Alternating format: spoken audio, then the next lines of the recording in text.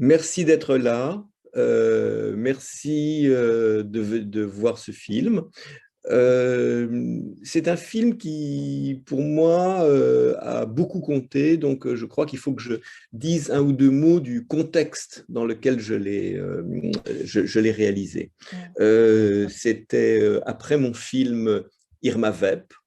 Et euh, la, la- des producteurs de la télévision française m'ont proposé de faire un film consacré à Rosia Haussienne, qui faisait partie d'une série de portraits de cinéastes par d'autres cinéastes. Il y a eu, c'est une série qui a une longue histoire, qui remonte à la nouvelle vague française. Euh, et, euh, et en fait, moi, à l'époque, j'avais pas vraiment fait de film pour la télévision, j'avais en tout cas pas fait de documentaire.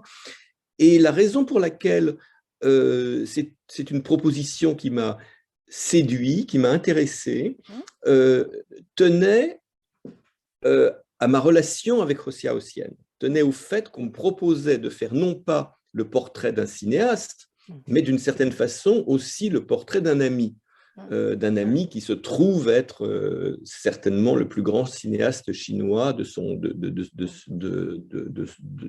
cette époque-là et sans doute de l'histoire. Enfin, en tout cas, je le tiens dans la plus haute estime. Euh, et cette amitié remontait à l'époque à déjà plus de 10 ans, à 12 ans, puisque nous nous étions rencontrés en 1984, quand moi j'étais un jeune journaliste de la revue Les Cahiers du cinéma à Paris, et où j'avais eu la chance d'aller à Taipei, où j'avais vu enfin, le premier vrai film de Rosia Haussienne qui s'appelait Les garçons de Feng Kuei. Et j'avais également vu That Day on the Beach de Edward Young, que j'ai aussi rencontré à cette occasion-là, ainsi que j'avais rencontré également Christopher Doyle, qui allait plus tard être le chef opérateur des films de Wong Kar-wai, et qui venait lui aussi de faire son premier film avec Edward Young, That Day at the Beach. Euh, j'ai écrit sur ces films n'avaient jamais été montrés en dehors de Taïwan. Quand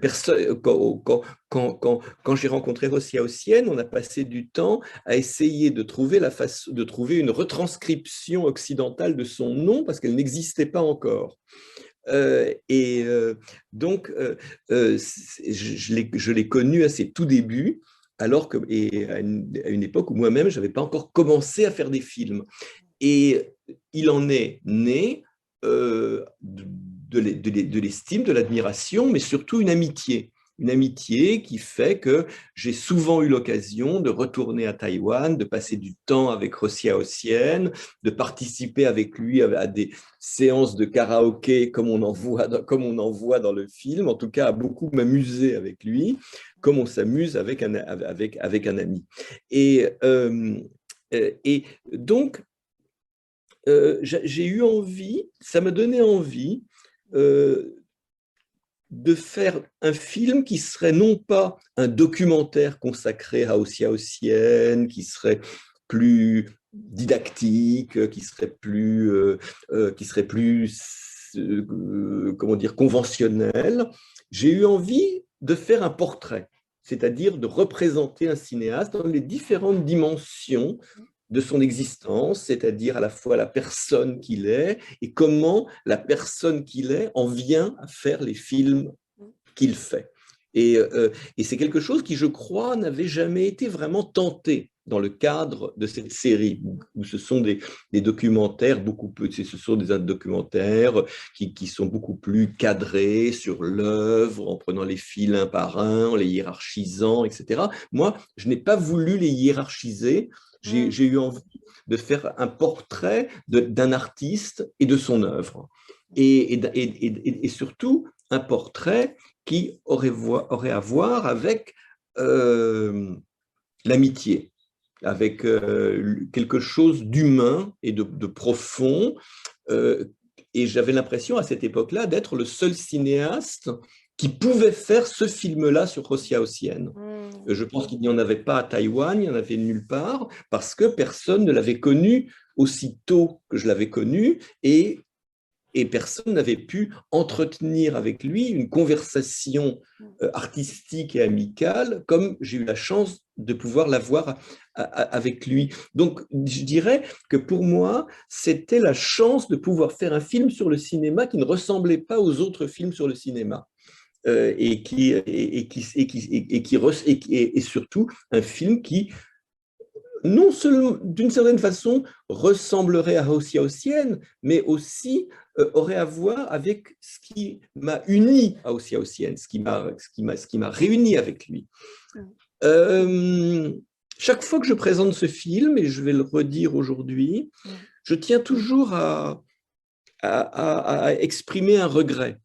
Un regret qui tient au fait que Edward Young n'a pas souhaité participer au film. Il n'a pas souhaité participer au film parce que,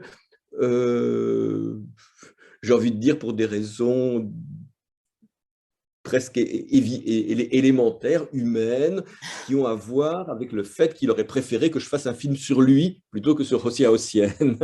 Et j'aurais fait avec grand plaisir, si on me l'avait proposé, un film sur Edward, qui était à la fois un grand ami et quelqu'un dont je me sentais artistiquement extrêmement proche. Il n'a pas souhaité participer au film aussi parce qu'entre-temps, les liens qui unissaient la nouvelle vague, le nouveau cinéma taïwanais, s'étaient distendus, voire brisés. Et qu'au fond, chacun suivait son propre parcours. Et donc, à ce moment-là, Edward ne se sentait pas assez proche ou plus assez proche de Hossia Hossienne pour participer à un film qui lui était consacré. Mais néanmoins, je pense que c'est une des figures clés de cette époque-là et que son absence dans mon film est chaque fois une grande déception.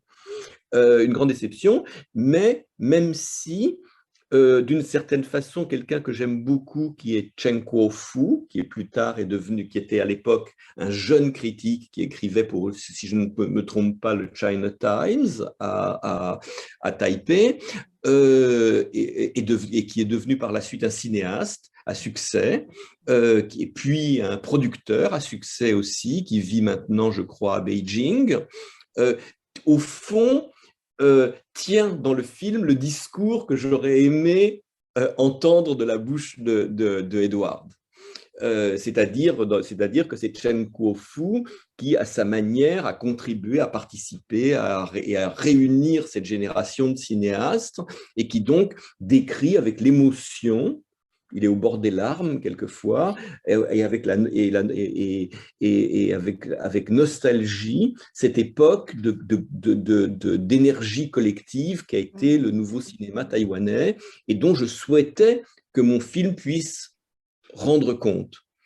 Je suis extrêmement heureux que ce film soit maintenant montré dans la nouvelle version restaurée que j'ai établie l'année dernière, avec une meilleure image, un meilleur son, et un travail également sur le sous-titrage. Enfin, ça concerne surtout la France, beaucoup plus précis, beaucoup plus exigeant, et qui fait que quand j'ai fait cette restauration, j'ai eu l'impression de voir apparaître un nouveau film, et peut-être qui correspondait peut-être plus encore que que la version qu'on a pu voir auparavant à ce que je souhaitais faire. C'est un film que j'ai redécouvert avec grand plaisir et pour lequel, je crois, le travail de restauration était extrêmement bénéfique, et j'ai l'impression aujourd'hui que c'est comme si le public pouvait voir un nouveau film.